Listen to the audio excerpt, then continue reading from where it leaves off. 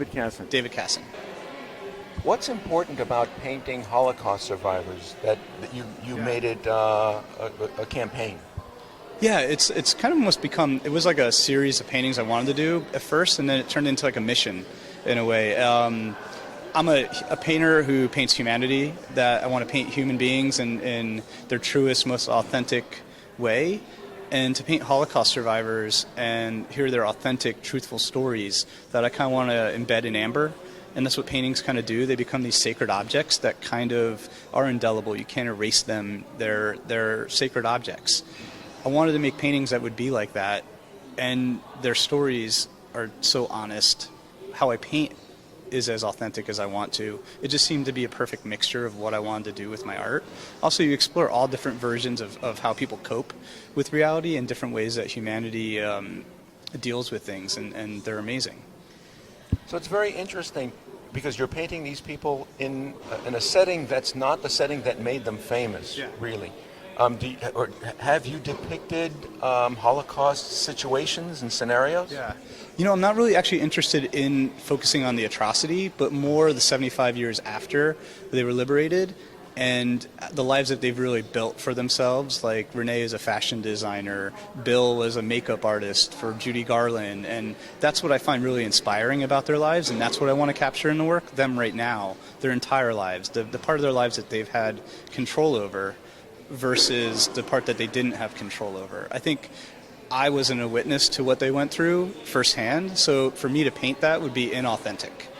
I want to paint them right now, and I want to focus on the thriving families that they have, the careers that they've built, the companies that they've built, you know, just how they've thrived, and I find that really inspiring. Do you follow a faith? Are you a religious person? Spiritual, but not really that religious. I'm Jewish, ethnically, mother and dad, father's side. But my dad was in the Air Force, so we traveled around a lot all over the world and just kind of found other cultures interesting. I think of myself as a painter, as almost an anthropologist and a documentarian with paint. So that's kind of how I find... Did his travels take you to Germany? I used to live in Germany, yeah. When I was born in Arkansas, lived there for a year and a half, and then we moved to Ramstein Air Force Base near Landstuhl, and we lived there for 5 years. And then after that, my dad got stationed at McGuire Air Force Base in New Jersey, and we settled there. That's where he retired in 85 or 86. Yeah. So what was that experience living in Germany as a Jew? What was that like for you? You know, it was really confusing when I was a kid, but we were in West Germany at the time, and that's what we didn't live in Germany, we lived in West Germany during the 80s and everything, and it was I was very, very young, so everybody spoke English. It was a military base pretty much that we were living on. We didn't really leave the military base unless we'd go we'd do trips, and we did Volksmarches, which is they're hikes all through different parts of Germany where you hike like 10 kilometers and then you get a medal at the end. And so I didn't do any of the hiking. I was being pushed in a stroller. So I had two older brothers that were 9 and 12 years older than me that would push me through the different places, all through the German mountainside and everything. So it was pretty crazy. I didn't really think about anything being like any negativity against Germans or anything, or any real anti-Semitism when I was little. I faced that a little bit more when I was in New Jersey, where after we settled in the States, like kids throwing pennies at me, and I was like, I don't know anything about really my culture, being Jewish. So I was like, what does that even mean? Why? Okay, thanks for the money. I don't know. It's like weird things would happen like that. Like I had a Catholic friend that disowned me when they found out my family was Jewish, and I was like, why? So it was weird, but I didn't really understand why at all. It's funny, I met a girl 5 years ago who I married. Her name is Shayna, and she's been teaching me more about the cultural history of being Jewish and everything, because she kind of grew up in a very Jewish household, you know, and I'm kind of jealous of that, because I didn't really have a connection to my culture, you know, my religious culture and ethnic culture. How about an interest in the faith itself and practicing the faith? Yeah, no, I've just started kind of going to synagogue and temple with, actually I went with my mother-in-law. Well, you live in Brooklyn. For Yom Kippur. Oh, yeah? Yeah, well, in Brooklyn, it was in Austin. Yeah, pretty cool. Got to fast.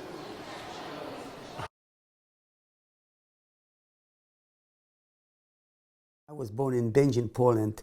It's next to Krakow.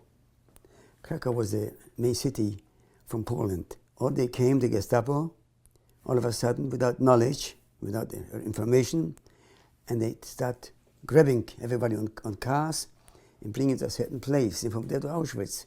And the next day, gassed. I saw the gas chambers, and I saw all of these things. I saw them coming in and coming out as bodies. And they were, unfortunately, they were burned to ashes. And they were thrown in Birkenau to a lake. Where I was in Birkenau a few years ago, and that's where I said Kaddish there, at the lake. Where there's thousands of people, their bodies, they were burned after gassed, they were thrown in there. So this is the keve. You know, keve means the burials in a lake in Birkenau, Auschwitz. And my sister was killed in Auschwitz when she was 18 years old. And my parents also the same way. My mother, father in Auschwitz. And me and my brother, we survived and were sent to the concentration camp in Auschwitz, Birkenau. And I was there for around 2 years. I was there at that time about 13 and a half, 14. And then we went on a death march from Auschwitz, from Poland to Czechoslovakia. We went 5,000 people. About 450 were alive. By foot, from Poland to Czechoslovakia. We went day and night. This S was kicking us. Would you know that I actually walked, sleeping, holding onto the shoulder of the next guy in front, and I walked. In 10, I was alive, and then on the end, we went to Czechoslovakia. And that's when the army came in, the Russian army, and the war ended at that time. It was 3 years later. I was 17. My family brought me here. I always worked. I never was lazy not to be home. I did all certain things. I went to school. I did designing of plumbing, heating, air conditioning. You know, blueprints I did. And that's how I was brought into the business.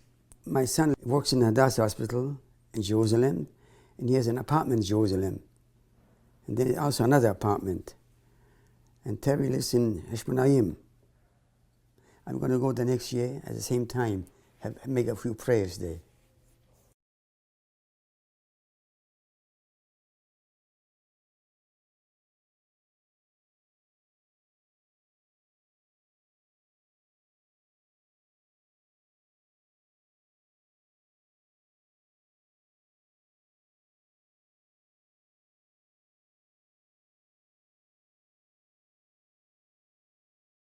My name is Hannah Davidson Pankowski. I was born in 1928, September 22nd, in Lodz, Poland.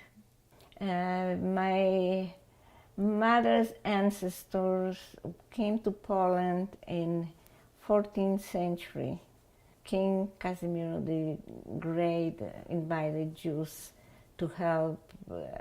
He was smart enough to understand that Jews would help Polish economy.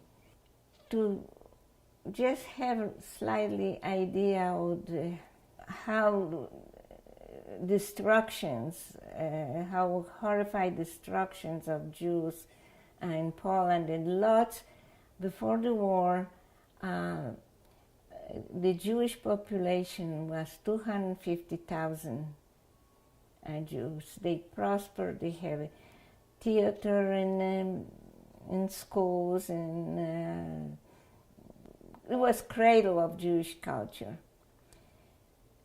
When we came to Lodz in 2004, invited by the mayor of Lodz for commemorating liquidation of Lodz ghetto, it was only 250 person present. So the magnitude of destructions.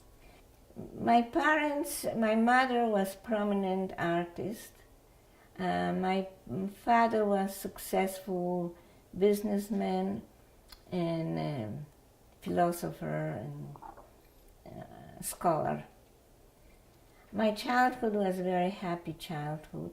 My less happy day of my childhood was right before the war, when we were in the day camp and enjoying the vacations. And we were told that with the children pack our stuff, we have to return to Lodz. When I left this camp, where the door to the bus closed, on the way back to Lodz, we left behind our happy childhood, because during the war, they're not children. The children grow very fast.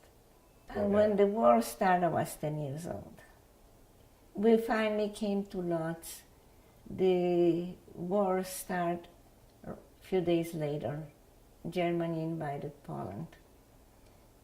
Right before the German soldiers entered the Lodz, my father and my brother, like other men, left the Lodz, and my mother and myself, we were left behind. And we didn't hear from them for longest time. Right from the beginning, the atrocities started. The first of my recollection is when the first troop entered the Lodz, and we were forced to throw the flowers on them to welcome the German soldiers. And of course we had to do it because behind our back was soldiers with bayonets. We were giving the flowers, and they told throw to the soldiers. And who didn't want to do was facing the death, stick with the bayonets in the back. So we throw the flowers.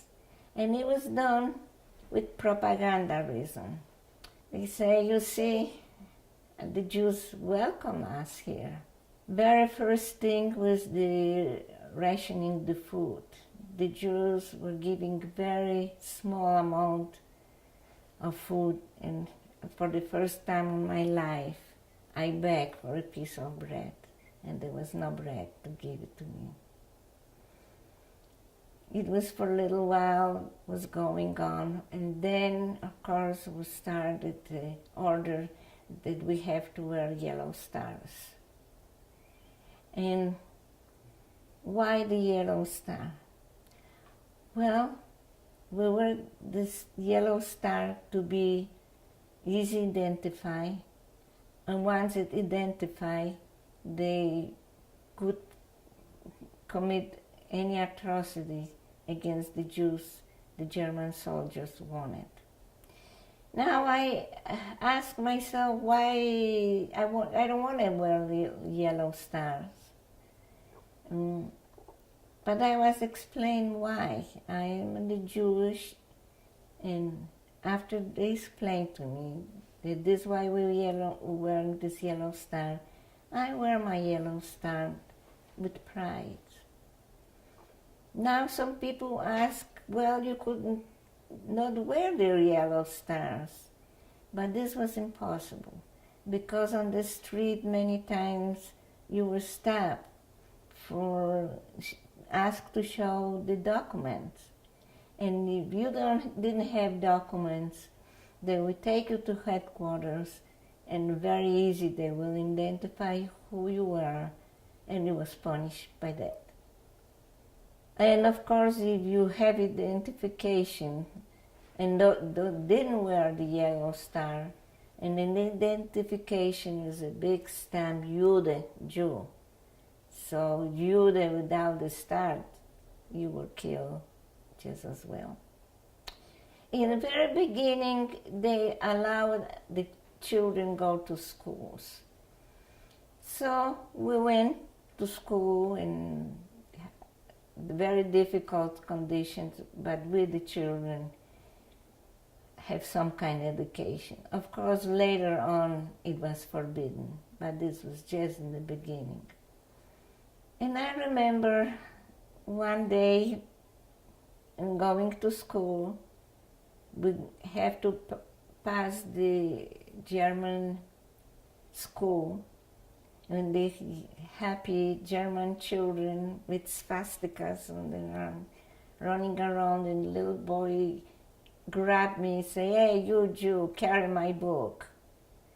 But I was a child, I didn't want to carry his book. So Gestapo officer was right behind and said, do what you're told. And my mother was behind me, but she couldn't interfere, of course. I carry his book. How humiliated and how difficult to comprehend a child this was. The classes went on, but one day at school, we smelled smoke. And we looked through the window and we saw a synagogue. And to our horror, the synagogue was burning. We, the petrified children, sitting behind our desk, the teacher trying to calm us down, but we hear the screaming of the people who was locked inside the synagogue and couldn't get out and screaming for help. On the street, there was the Jews with yellow bands.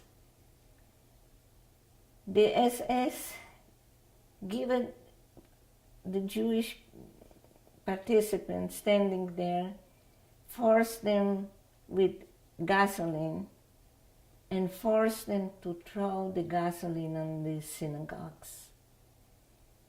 Who will refuse to do it was shot on the spot. Meantime, they were taking pictures, again, with propaganda reasons, showing to words, we did do nothing. And this is the Jews who burned their own synagogue. After a little while, the other orders came. The Jews was evicted from their homes, giving 10 minutes to leave the house.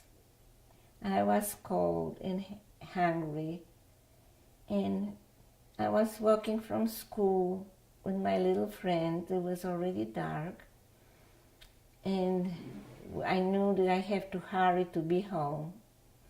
And I told her, you know what? I don't understand why we cannot cross the street. We cross the street all our life. So I decided I'm going to cross the street. But no sooner I start crossing the street, I heard my little friend calling me, Hannah, Hannah, come back, Germans. And to my horror, I saw 2 SS officers screaming, Jew, Jew is crossing the street. They took the machine guns and started shooting. And what they were shooting at, they shoot a little girl going home from school. How I run, I don't know. How I escaped the bullet, I don't know. Maybe because I was so small, you ran so fast, or maybe it was my destiny that somebody has to survive. Well, I survived, but I have another little friend. He did the same thing, and he wasn't that lucky. He was hit by the bullet and fell to the ground, dead. And his little body was not allowed to be removed because the Gestapo would say, you see, this is what happened to you if you don't obey us. And the word started going around that the ghetto will be formed. And my mother understood, or we understood what it meant. She wanted to escape. And she said the only moment for escape is now or never. My family, her sister, and relatives told her, you can do it. You're going to the certain death. You have just 1% of chance to survival. If you want to die, go ahead, but you have no right to take the child with him. And my mother said, whatever happened to me will happen to her. Just now, I understand how heroic decision it was to dare to go practically to the Wolf Mount alone with little child. I remember we left the house just like as we stood. We left everything behind us. I don't know how she arranged this. Now I wish I would ask her more about it, but I didn't. She arranged some truck with drivers to take us to the Russian border. Poland at that time was divided between Russia and Germany. Russia did a pact of no aggression with Germany for the time being, of course. And divided line between Russian and German was a river Bug. My mother's goal was to somehow reach this river and cross to the Russian zone. And the trip was unbelievably dangerous. We were stopped on the way. We supposedly go as a wife and child of the driver going to the village to visit his relative in some Polish village. We were stopped, checkpoint in one point, and we take us to search us. And I was separate from my mother. And now I can think how horrified must be my mother. What I will do separate from my mother, facing strange, hostile woman, searching me from top to. But I have mentioned it before, the children stopped being the children during the war. Somehow I understood that I cannot cry, I have to behave well, because after all, I couldn't show that I'm petrified, because after all, I was going as a Polish girl, not as a Jewish child. And I did. And when she finished, I even thanked her. And I was reunited with my mother. We continued our trip. They let us go it was Polish papers, so, and my look and my Polish language was perfect, so they accept us as a Polish. We continue with the truck till we reach not too far from the river. But it was in the deep forest with snow, cold winter at night. And the driver said, okay, you are. He turned around and left my mother and myself alone in this forest by the river. At that moment, we heard the dogs barking and the searching lights.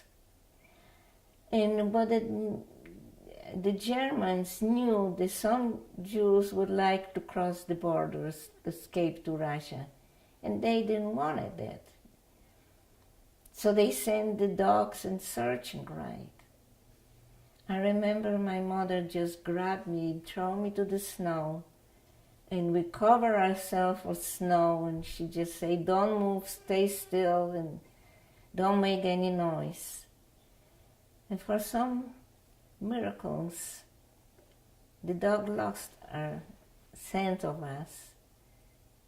I don't know how long we lay down in the snow, but we hear that the dogs barking were getting away, and searching light faded. So we finally dare to get up. We found some boat, two drunken men rowing the boat, and somehow my mother, how she did it, I don't know, arranged that they would take us across the river to the part of Poland occupied by Russia. So this was our hearing escapes, but the Russian didn't want us either.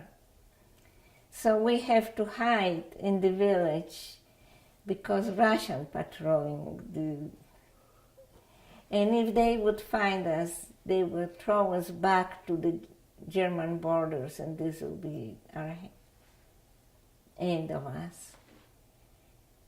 Well, again, we were lucky on our destiny to us to survive. From the village, my mother's goal was to go to city of Bialystok, because on Bialystok, my parents have this big city, and my parents have some friends there. And she said we're trying to reach them, maybe they're still there.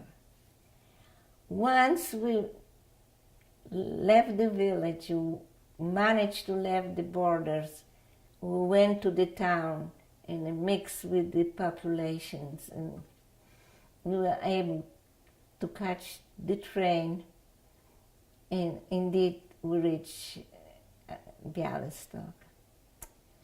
All the time we didn't know what happened with my brother and my father.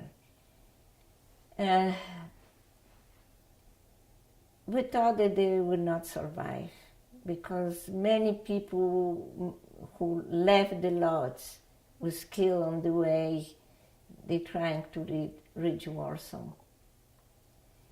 But my mother reached the house and knocked on the door, and the woman answered the door and saw my mother, and she couldn't believe it.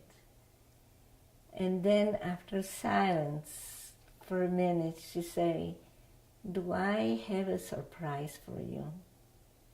And she disappeared and came back with my brother. So what a reunion it was. Then we learned that my father survived too.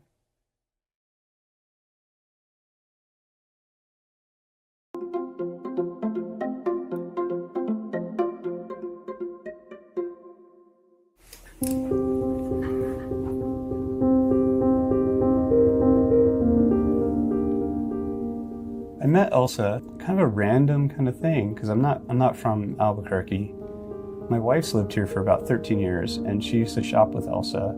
Elsa used to have a boutique in Nob Hill called the Elsa Ross Boutique. And I guess somehow Elsa had seen my work on social media when I started dating my wife, Shayna.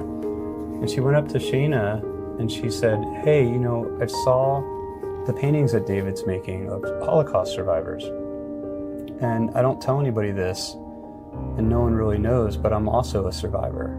And I don't really share my story very often. And I'd love to meet with David to talk to him about what I've been through." And she's just like this cute, she has kind of a little bit of a British European accent, which is very kind of stately. It's cute. She just likes to have fun. We used to go to the Grove all the time too for brunch. So I never really had grandparents, and she's kind of turned into like a grandparent.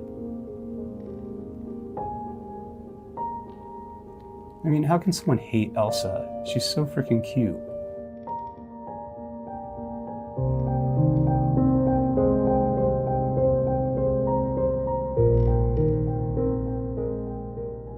She was smuggled out of the Warsaw Ghetto when she was 5 years old and never saw her parents again.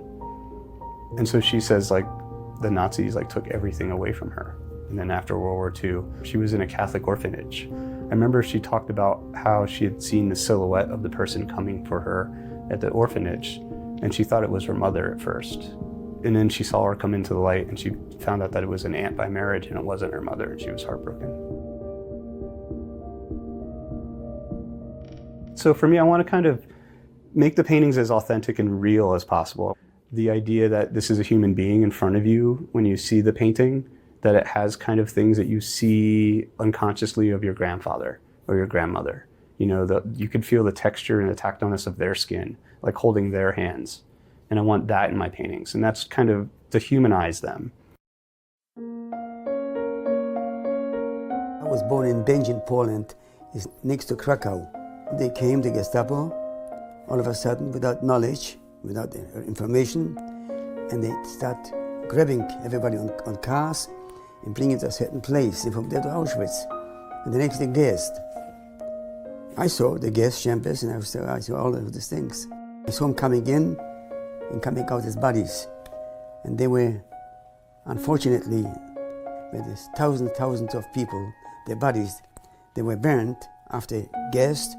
They were thrown in the burials in a lake in Birkenau, Auschwitz.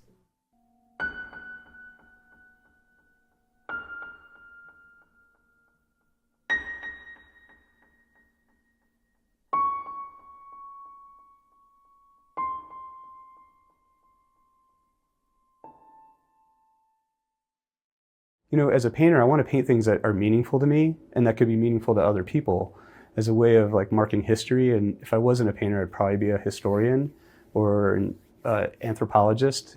Painting's kind of the excuse to get to know these people and hear their stories firsthand, and I love that. I don't really know much about my own family's history because my father and his father were estranged, so my grandfather I never met. But there are stories that my grandfather had written a book about him escaping ethnic cleansing in the Ukraine and Romania to come to America, and the family being in a displaced persons camp in Austria, and then finally making it to the United States and settling in Long Island. And I think that was something that kind of opened my eyes of trying to figure out what was going on with my own ethnicity, being Jewish. Like when I was growing up, kids would throw pennies at my feet because they found out I was Jewish and they wanted me to pick them up. And I'm like, what does that even mean? And my mom's like, well, we're Jewish. I'm like, what does that mean? And kind of meeting survivors, hearing kind of these fragments of what they went through in their lives was kind of putting a face to kind of what my family had gone through in a way for me to connect with my own heritage. And I was like, how can I make work that humanizes these people, what they've been through and their struggle, that can also help humanize other cultures? This is before the war. My kindergarten, and I'm here, the only one that survived.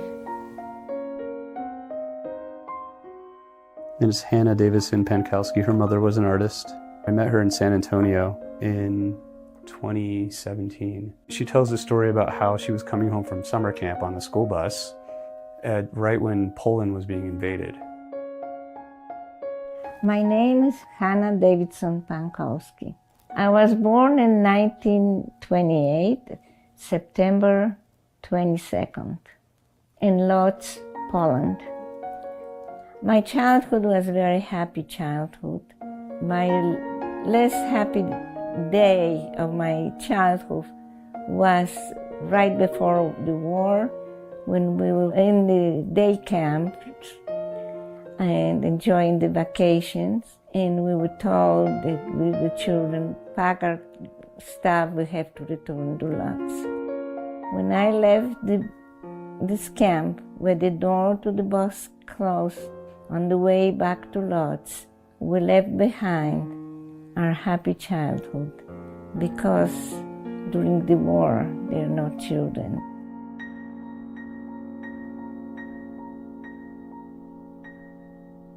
She talks about how they had you weren't allowed to walk on a certain side of the street if you were Jewish. You weren't allowed to learn to read and write at certain points. And so you just see like this box kind of closing in around her as she tells her story.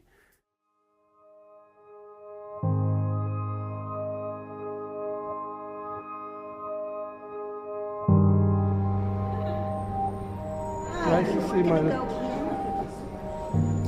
We had a museum show in 2019, USC. And they had an opening night where the survivors came in and saw this big painting I had done of them. At the opening actually was John Adler's birthday, and I had done a painting of him. He was a survivor that escaped before World War II, and he joined the British military and then fought Nazis in the desert. And it was his, I want to say like 97th birthday was on the night of the opening, and it was his last birthday, unfortunately. But when he saw the painting, he was like, "That's me, like, hey you," like talking. It's like insanely heartbreaking.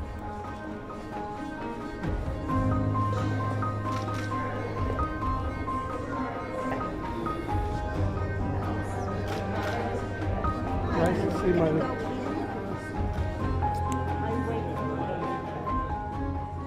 Paintings have kind of a staying power. There's contemplation that happens there. It's a venerated object. It slows people down to want to learn about the person in the painting. It's important to immortalize them because these stories need to be lasting and that they personalize what the Holocaust was all about. And that's what I want to do. I wanted to make it so you can't erase it. You can't delete it. I'm Andy Holton now. I was born as Andre Houtkruijer in 1937, October 6, 1937, in Holland. The town of Hilversum is where I was born, and it's about 30 miles from Amsterdam. Yeah, as soon as Holland was invaded by the Germans, my parents decided that they didn't trust the neighbors. There were some pro-German neighbors, and they decided that they wanted to move to Amsterdam. And so we moved in with my grandparents. Later on, a year or two later, the Germans dictated that all the Jews moved to Amsterdam. But by that time, we already had moved, and we were living in the area there where Anne Frank lived and so on. How old were you at that time? Well, when we moved, I was about 4 years, 3.5, 4 years old. I was born 37, so in 40, early 40, we moved to Amsterdam.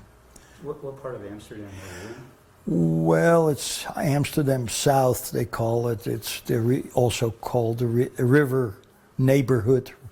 All the streets have names of rivers. And we lived on the Hunzestraat. And actually, we lived right next door to Miep Gies, who is the lady who worked for the Frank family, Anne Frank. And she is the one who found the diary and also the one who went around town to buy up food for the people that were up in the attic so that they had something to live on. She would buy the food around town, small quantities, and then take it up at night after the people had left the office and so on. Anne Frank herself, she lived in what they call high-rise, so Wolkenkrabber. That was one of the first high-rise buildings in Amsterdam. And she lived there before, and then when she went into hiding, she lived on one of the canals in Amsterdam. My parents at some point decided that we were going to go into hiding, meaning we would find a place where no one would know where we were. But the people that had agreed to take us in, the three of us, my parents and me, at the last minute, these people decided that they wouldn't take us. The wife was expecting, and they didn't trust the neighbors, and they said, "No, sorry, we cannot take you." So then my parents decided to place me, try to place me, and they contacted the underground, the resistance movement. And so the resistance movement found a Christian family in the town of Haarlem. And that's where I lived then for the last 2 years of the war with this family. By that time they had given me a false name, a hiding name, so that no one would know who I really was. And people really didn't know who I was. They just had used my false name. And so for those 2 years I lived in what they now call as a hidden child. And I was able to go outside, and but not too much, you know. And again, living with this false name, it made it a little easier for me to get around. I was 5, 6, 7 years old around that time period, late in the war. Hans van Heel was the name that they had given me. But of course there was no birth certificate or anything that showed who I was. So for that reason the public school did not want to take me, because to have a kid walking around without a birth certificate, without any documentation, was pretty evident, pretty obvious that I was a Jewish kid hiding. And so the public school did not want to take me. A Bible school was willing to take me.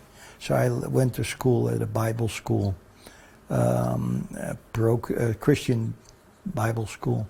And I went there for about a year during the war, and then for a year and a half after the war.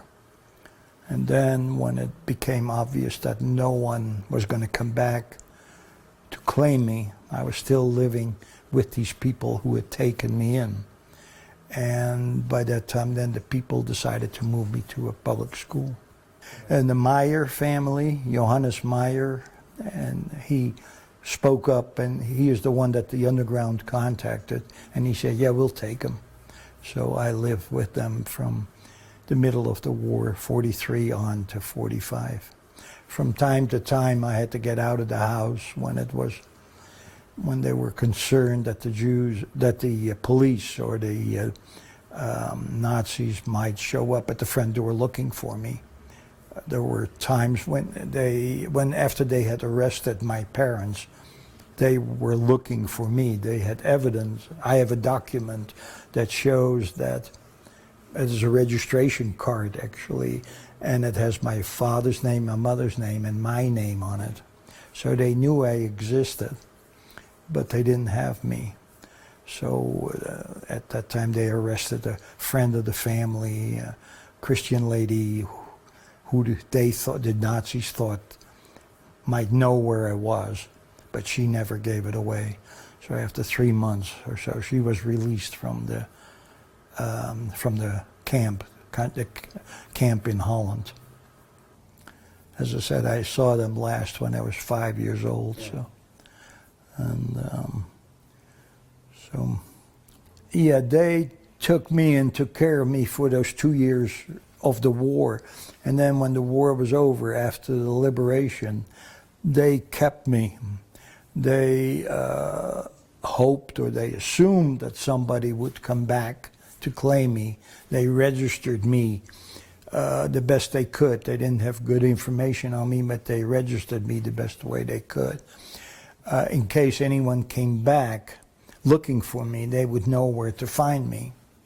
But no one came back. So I stayed with the people that took me in during the war, and I stayed with them, and they kept me.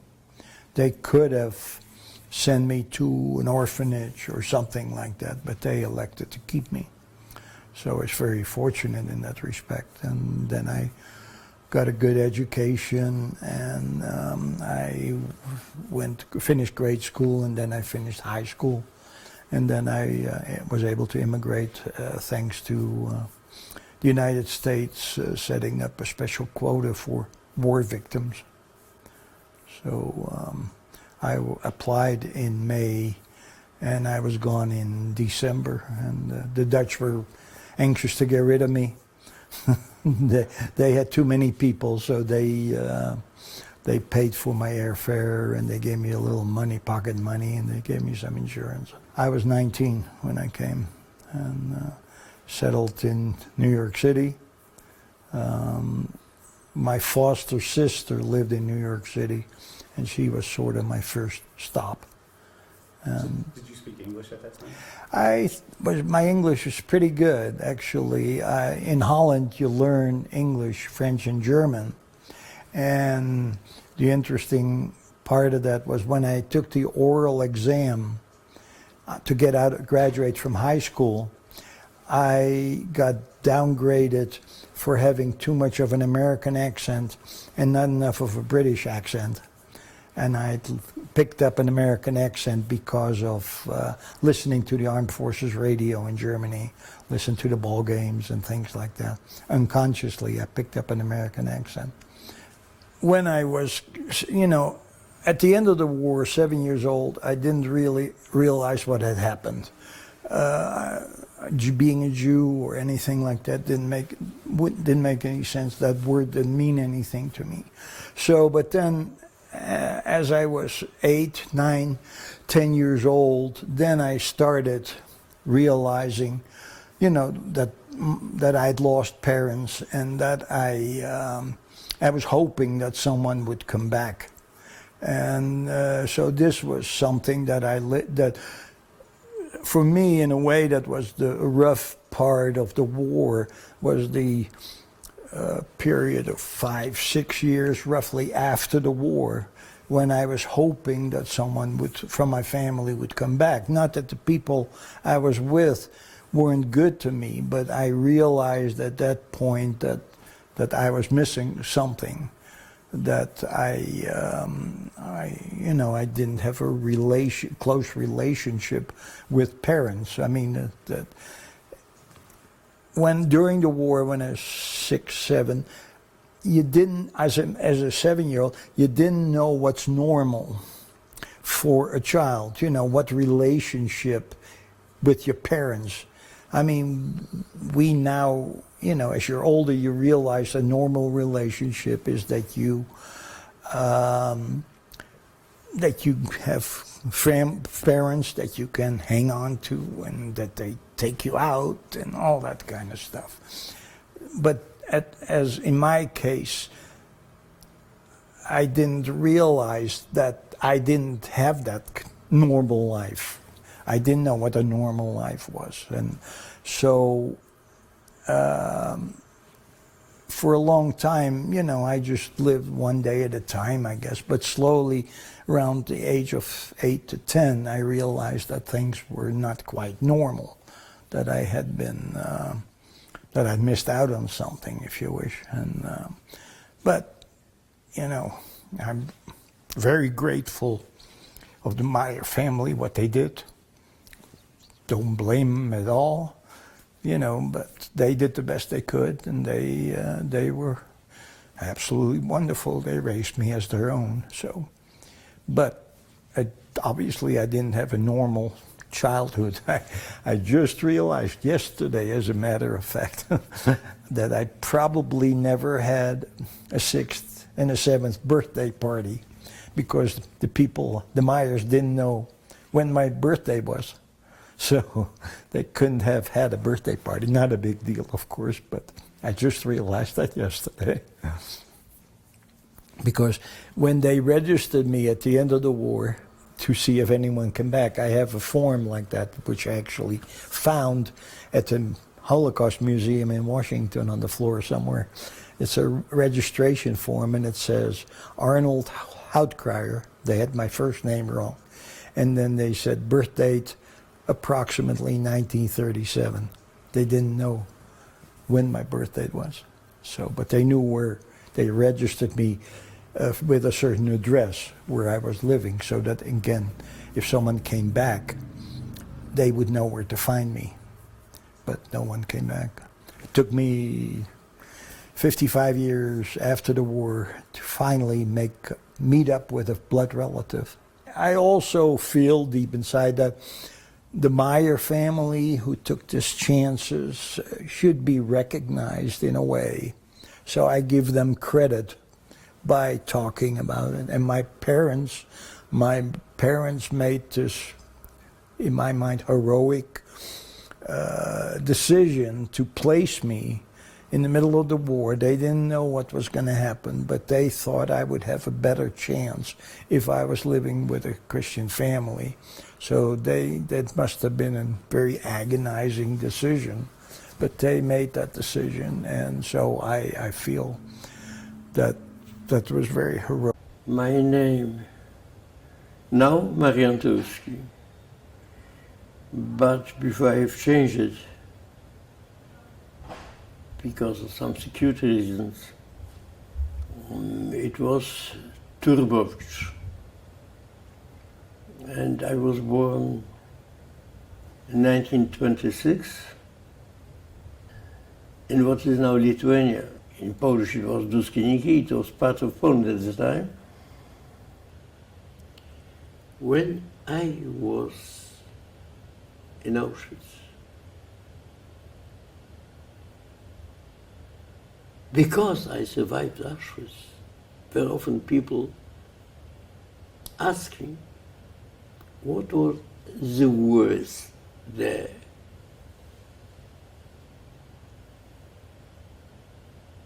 And they usually expect my answer would be starvation, hunger. And they're right if they expect it, because this is something unbearable. It is not the time to give you a lecture about hunger, about starvation. But still, I would say it was not the worst. So people would ask, so it was cold? Yes, it was terrible cold. Particularly the last winter, -20, -25. And we only, without any clothing, just in our so-called inmate uniforms. By the way, when I tried covertly to cut out a jacket from a cement bag, and the German noticed it, I was almost beaten up to death. He was shouting, "Du hast Deutsches Vermögen gestohlen, you stole German property." So it was this the worst. It was horrible. It was not the worst. So maybe somebody will say, okay, so-called accommodation. Accommodation, you know, in a barracks, which was, and this was overcrowded, it was foreseen for 600 people, we were 1,100. Really like herring on the stove. And imagine, but at least it was not cold. This is true. But on the other hand, horrible conditions. And when you were settled in a new barracks, people were thinking where to be, on the top bank or on a down. Of course, it is better to be on the top. Why? Because people, I'm sorry to say it, they cannot keep, and they lack, you know, urine. So if you are down, horrible. If they suddenly make a roll call, an appel, then you have to go immediately. If not, and if you are on the top bunk and you are weak, you climb down so slowly, it could be beaten up because you are climbing so slowly down. So was this worse? No. So you will ask me, what was worse? That you were treated even not like an animal. You were treated like an insect, like a cockroach, like a louse. And usually what do you do with the Laos? You crash it. You kill it. You step on it. And this is normal. And this was as you, I being Jewish, were treated. Hence, if I can tell you, my message is empathy. Empathy, understanding the other, understanding compassion and empathy. And I hope, I'm sure, I believe that this museum raises this kind of empathy. I don't like the word tolerance, but yes, this is true also, tolerance, empathy, understanding. It doesn't mean that you should share another man or woman point of view. You could be even different, but try to understand him. Try to understand the other. If we lend a hand to it with our museum, this is the most important what would be for other generations, because how long somebody can speak and also to think and to remember even such horrible events like Holocaust. Well, second generation, third generation, fourth generation, to them it's like something which happened, a battle of Hastings, another great battle where very many people were killed, maybe a Borodino, maybe something, a Waterloo, a Battle of the Nations in 1813 in Leipzig. So this is something which was far away, but if they understand the message of it, then it is for the future. I was part of a group in the camp, a kind of collective. We were, before being deported to Auschwitz, we were members and participants in the same underground movement. It was a leftist movement. And I went through the camps with those 10 people. By the way, the last of them passed away 4 days ago. His name is well known. He was the director of the archive in Yad Vashem, Shmuel Krakowski. He passed away exactly 4 days ago. The last from this group. So I am now single one from this, out of those 10. By the way, he was next number to mine, this Shmuel Krakowski. So we went through all the camps. And I'll give you only one example, and then you'll know what it means. When I arrived to Auschwitz, everything is shocking, you know, the new hell, the behavior of the couples, of the survivors, even if they were Jewish. And a couple who was a criminal from Berlin, a man from the absolutely a lumpen proletariat, who was using a Cockney, a Berlin Cockney. I couldn't, well, listen, I was a boy. I picked up a little bit German. I was good in languages, so what? But not enough. But what about Cockney? Nothing. I couldn't understand him. So he gave me an order, and I didn't understand it, and he knocked me down like I lost my mind. And also my glasses. I was already in those days short-sighted. My glasses were broken. An inmate, a prisoner, in Auschwitz without glasses, we short-sighted, he has 2-3 days to survive. Because somebody, he will get an order, he won't see it, then he'll be beaten up to death with pleasure by those people.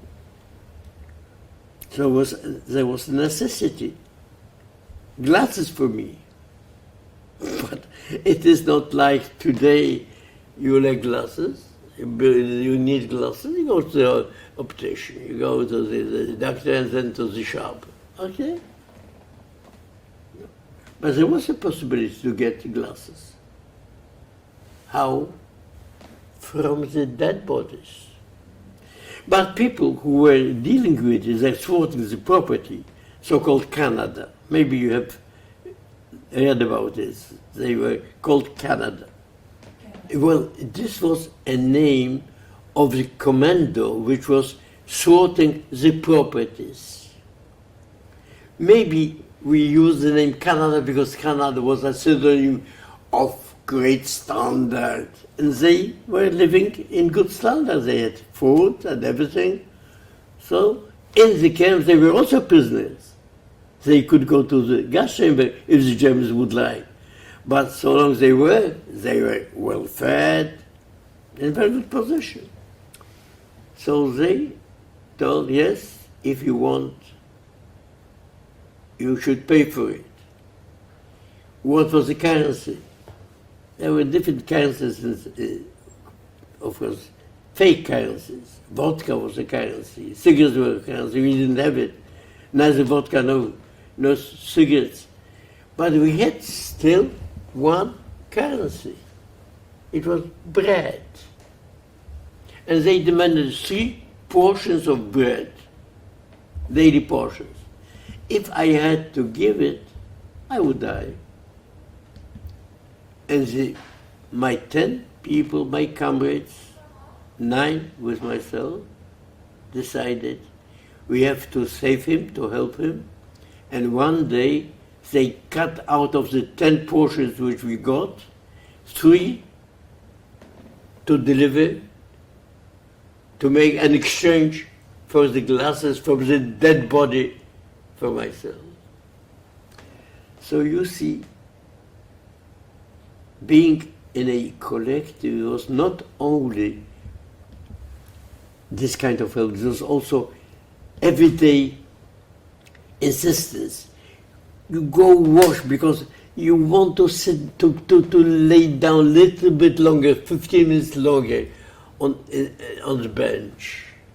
Because you are so tired, you are so exhausted. You even don't want to wash yourself. No, go and wash. Preserve your dignity. When we were coming from very hard labor, we forced each other, insisted. Now, today would be half an hour of repeating a foreign language. Maybe 100 words in French, 100 words in Russian, 100 words in English, just to use your brain in order you feel you don't leave your dignity. So in this case, my case, I have no doubt that this was loyalty, friendship, solidarity of a group among themselves, and I'm happy that I was granted it. After my second death march, can you imagine, one death march was from Auschwitz to Buchenwald, and the second death march, which is, I was privileged, 2 death marches from Buchenwald to Theresienstadt. It was the last stop where we arrived. By the way, we arrived just 1 week before the end of the war. And the entire port was totally dismantled. And you know, in the Middle Ages, when a knight wounded deadly another knight, to express his mercy, he used a short knife called misericordia. Misericordia in Latin it means just mercy. And it means that in order to save him suffering, he would stab him with this little knife in order he doesn't suffer longer. This kind of misericordia to me was the typhoid, which I didn't know that I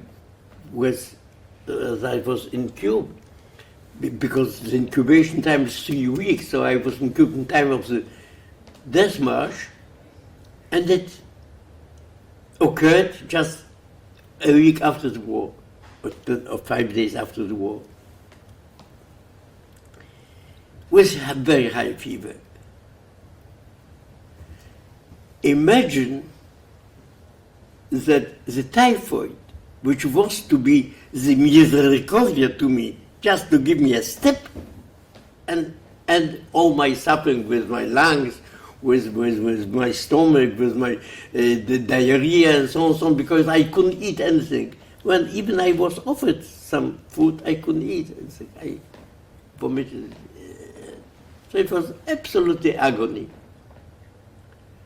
And imagine that the typhoid appeared as my savior.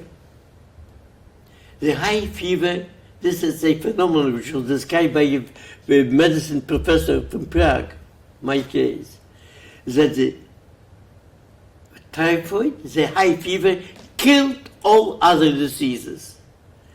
He was to kill me too, but I survived. So he killed the other diseases and I survived. A phenomenon. Of course, there was some outcome of some result, because after the typhoid, after the high fever, for a long time I had some heart diseases, but it passed away.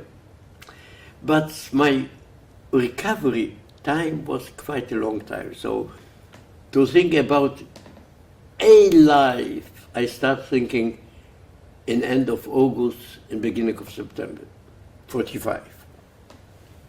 And then I got 3 wonderful, beautiful, wonderful offers to settle and to get a scholarship, which was my great dream, to study in the United Kingdom. Another, to get a fellowship and to settle in Canada. And the third one, to get a scholarship and settle in America, in the United States. And I can give you examples of my friends who were together with me.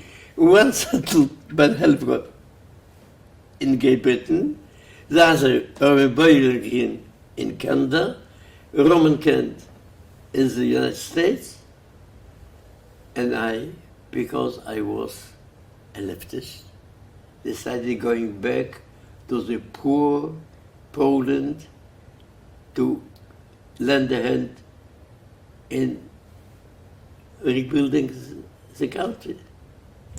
When I visited for the first time Beit HaTfutzot in Tel Aviv, Beit HaTfutzot is the Diaspora Museum, which was directed, which was headed at the time by Yeshayahu Weinberg, who would be afterwards the man to build the Holocaust Memorial in Washington, D.C. And while going through the Diaspora Museum in Tel Aviv, I told him, listen, it would be my dream to have something of this sort in Poland. Maybe I should explain it. The Diaspora Museum is composed out of different chapters. The chapter of German Jewry, chapter of Polish Jewry, of French Jewry, Russian Jewry, and so. This is the history of the diaspora, but in separate chapters, in national chapters. So I told him that this would be 1900 in Poland. And then, when I was invited to the Holocaust Memorial in Washington to advise him something as a survivor, as a historian, as an expert, I met Sheikh Weinberg, who was just ending the Washington project, and told me, listen, I have still capacities, let's come back to your idea. And so the idea was mature among us. Why? It is understandable.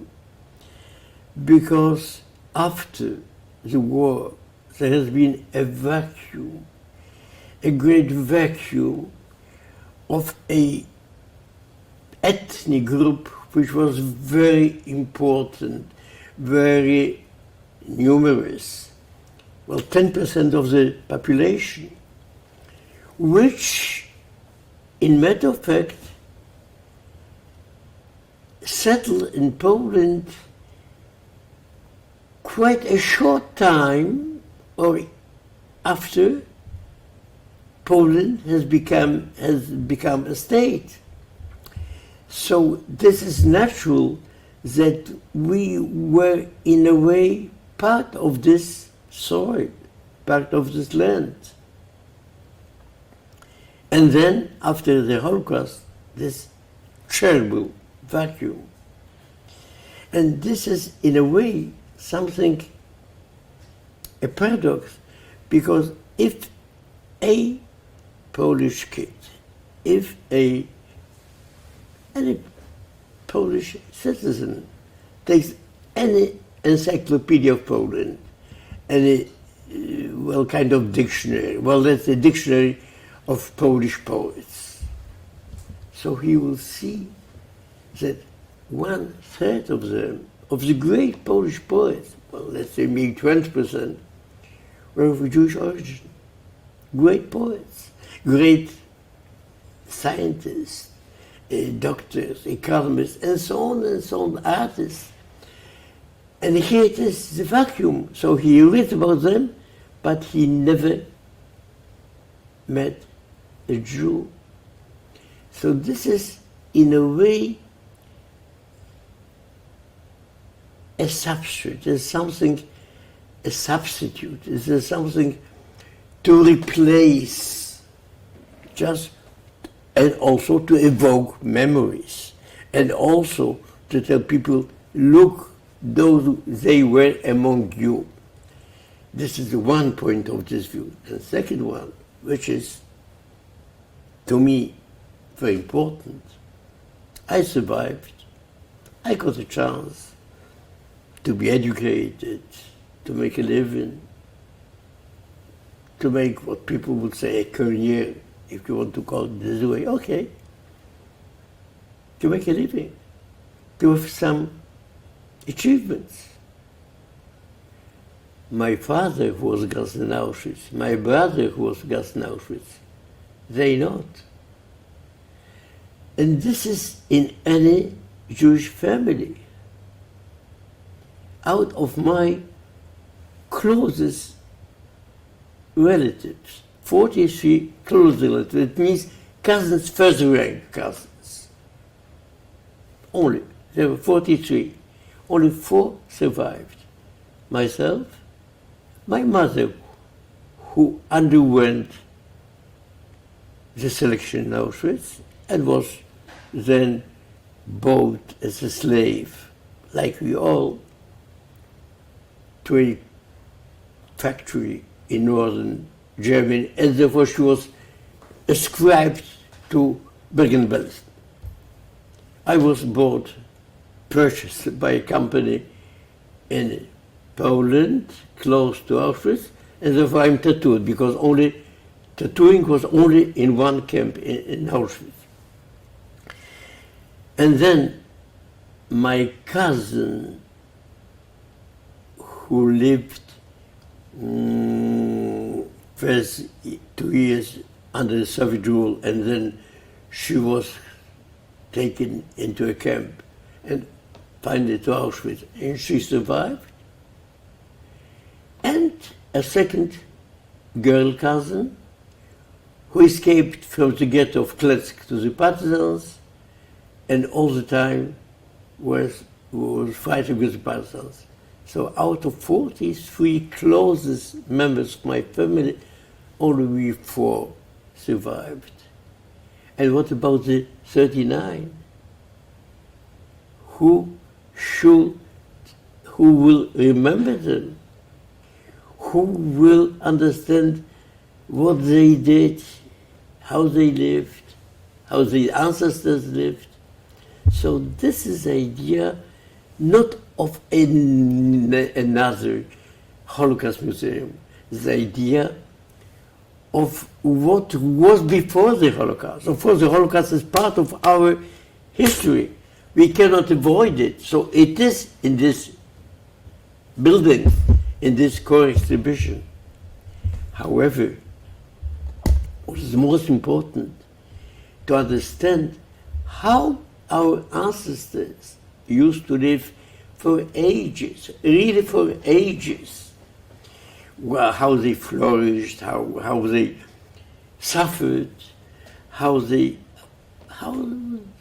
were living, how did they make a living, and how to recall a soil which was a cradle of great ideas, of Hasidism, of Zionism. Zionism was born not in Austria. Yes, Herzl gave the idea, he convened the Congress in Basel, no doubt. He was the founder, but the pre-founders were on this soil. The first Zionist Congress was in 1885 on Polish soil in Katowice. The great ideas of Bund, a great socialist party, a great movement. This was born on this soil. So this is our duty to recall it, to revive it, to reanimate it, to make it closer to just people's mind, not only Jewish, also Polish, who lived there and were, in a way, the witnesses of it, and of the entire world. The soul, it means the contents, the idea. When you come to it, you are impressed with the building, and it's a beautiful building, a wonderful building. It got all possible awards. It is really very important. But what is the most important is what is in. How do we recall the past? How we present the past? How we make people feel themselves part of the past? This is what, when President Obama was visiting here and he had a longer talk with me, then he asked me, so for whom do you build it? I told him, first, for the Jewish kids who were born in Israel, elsewhere, and they don't even know how deep are their roots. How did their ancestors used to live, to work, to survive? And that it is part of their history. Then it is for the Polish kids, because they are the eyewitnesses of it, the descendants of the eyewitnesses. If the memory of my murder, father and brother would be prolonged, here it would be due also to Polish kids, if they will have it in memory. So my father will live longer. Not only in Israel, also here.